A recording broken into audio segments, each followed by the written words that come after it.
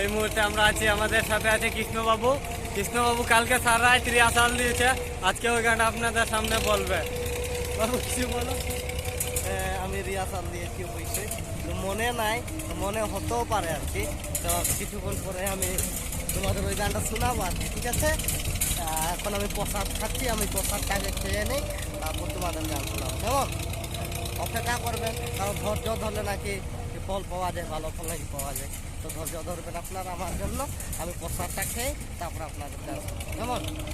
তো দর্শক যারা আমাদের সাথে আছেন, তো আমাদের সাথেই থাকুন। একটু পরে কৃষ্ণবাবু গানটা শোনাবে, যেহেতু উনি ব্রত রাখেছিল।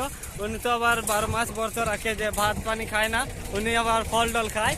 তো এই জন্য এখন প্রসাদ খাচ্ছে। তো প্রসাদটা খাওয়ার পরে উনি আপনাদের সামনে ওই গানটা তুলে ধরবে। তো যেহেতু উনি প্রসাদ খাচ্ছে, ওনাকে তো আর কিছু বলা যাচ্ছে না। তো যাই হোক, কৃষ্ণবাবু আপনার প্রসাদটা কীরকম? প্রসাদটা অনেক মজা হয়েছে, অনেক টেস্ট হয়েছে আর কি প্রসাদটা। কৃষ্ণবাবুর জন্য এই যে এত গরমের মধ্যে কৃষ্ণবাবুকে কেউ দুধ দিচ্ছে না, কলা দিচ্ছে না, তারপর আপেল আঙ্গুর কেউ দিচ্ছে না।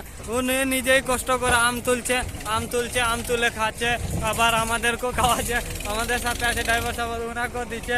তো কৃষ্ণবাবু আম যে কয়েকটা খাইলাম, তো আমের নিয়ে কিছু বলো। তোমাকে কেউ দুধ দিচ্ছে না, ওই কথা কিছু বলো। এরকম গরম, আজকে গরমটা তো দিন তো আজকে নয়, কালকে থেকে দিচ্ছে। তো আমাকে তো কেউ আর দুধ কলা কিছু দিচ্ছে না, তো তাই আমি নিজেই মানে ব্যবস্থা করছি, আপেল আঙ্গুর কলা এইগুলা খাচ্ছি আর কি। মানে আমাকে নিজেই সংগ্রহণ করতে হচ্ছে এইগুলা খাওয়ার লাগে আর কি। আর কি বলবো? তো আমাদের সাথে থাকো। তো একটু পরে কৃষ্ণবাবু সেই গানটা তুলে ধরবে আপনাদের কাছে, যে গানটা শুনলে যারা প্রেমে ছেঁকা খায়, কষ্ট পায়, তাদের মন ভালো করার জন্য কৃষ্ণবাবু আমাদের সাথে আছে, ঠিক আছে?